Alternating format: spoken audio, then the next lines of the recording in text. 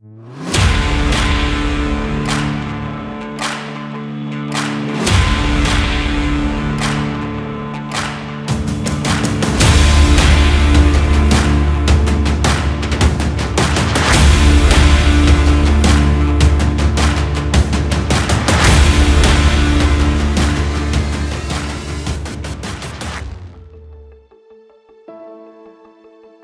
लालटेन की नरम चमक के साथ शुरू करते हैं, जो एक कोबलस्टोन स्क्वायर पर गर्म रोशनी डालती है। पेड़ों के बीच से एक हल्की हवा बहती है और एक भीड़ शांत प्रत्याशा में इकट्ठा होती है।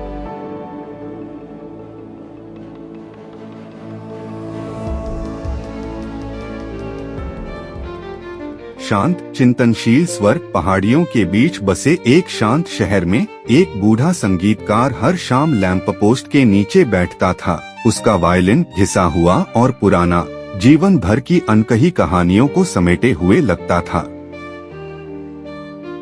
शहरवासी इकट्ठा हुए। उनके चेहरे लालटेन की चमक से रोशन थे, जो ध्वनि से नहीं बल्कि किसी ऐसी चीज की उपस्थिति से आकर्षित थे जिसका वे नाम नहीं बता सकते थे।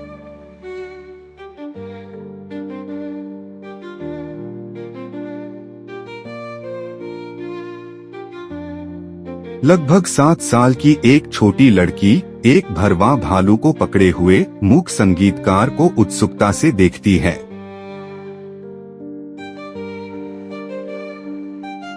उसकी माँ उसके कंधे पर हाथ रखती है, लेकिन बच्चा आगे बढ़ जाता है। उसकी जिज्ञासा उसकी शर्म को दूर कर देती है।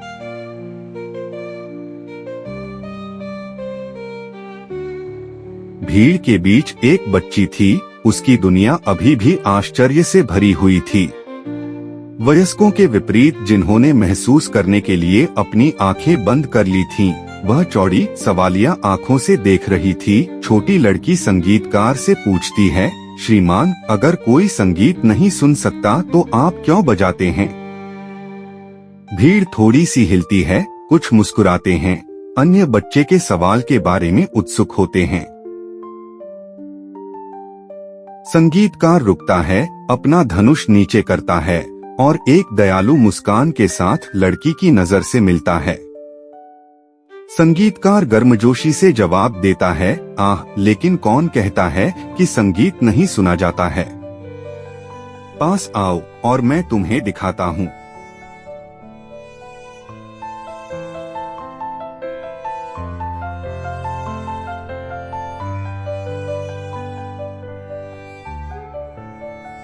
बच्ची कुछ सावधानी से आगे बढ़ती है। संगीतकार उसे अपने सामने जमीन पर बैठने का इशारा करता है। वह फिर से बजाना शुरू करता है। उसका धनुष धीमे, जानबूझकर चाप में घूमता है। बच्ची निर्देशानुसार अपनी आंखें बंद कर लेती है। संगीतकार की हरकतें एक धारा की तरह तरल थीं और हालांकि हवा में सन्नाटा छाया हुआ था, फिर भी कुछ हलचल हुई। बच्ची को एक गर्माहट महसूस होने लगी, एक लय जो धरती से ही उठती हुई लग रही थी। छोटी लड़की अपनी आंखें खोलती हुई फुसफुसाती है, मुझे लगता है कि मैंने इसे सुना, लेकिन यह संगीत नहीं था। यह यादें थीं। संगीतकार की मुस्कान चौड़ी हो जाती है, उसकी आंखें ज्ञान से भर जाती हैं। संगीतकार कहता है, बिल्कुल, सभी गाने सुनने के लिए नहीं होते। सबसे अच्छी धुनें महसूस की जाती हैं, हमारे जीवन के ताने बाने में बुनी हुई। वे हमें प्यार, उम्मीद और उन सभी चीजों की याद दिलाती हैं जो जीवन को सार्थक बनाती हैं।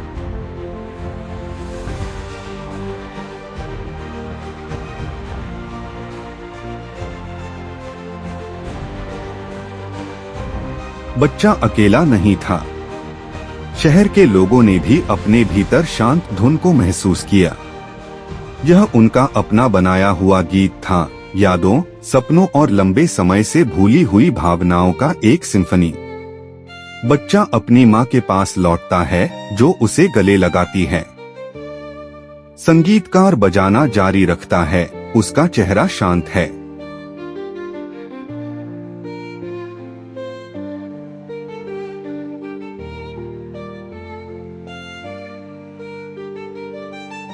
जैसे जैसे रात गहराती जाती है, भीड़ तितर बितर होने लगती है, उनके चेहरे पर एक नई शांति छा जाती है। बच्चा संगीतकार की ओर हाथ हिलाता है, जो बदले में धीरे से सिर हिलाता है। उस शाम बच्चे ने कुछ गहरा सीखा। सच्ची सुंदरता हमेशा चमकती नहीं है और सच्चा संगीत हमेशा नहीं बजता। कभी कभी सबसे शक्तिशाली धुनें वे होती हैं जो दिल के शांत कक्षों में बजती हैं।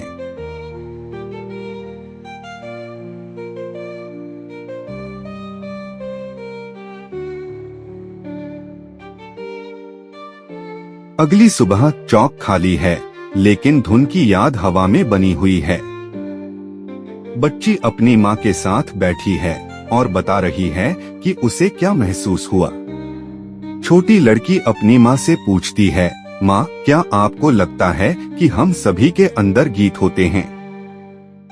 माँ मुस्कुराते हुए, मुझे लगता है कि हमारे अंदर भी गीत होते हैं बेटा, हमें बस सुनना सीखना होगा।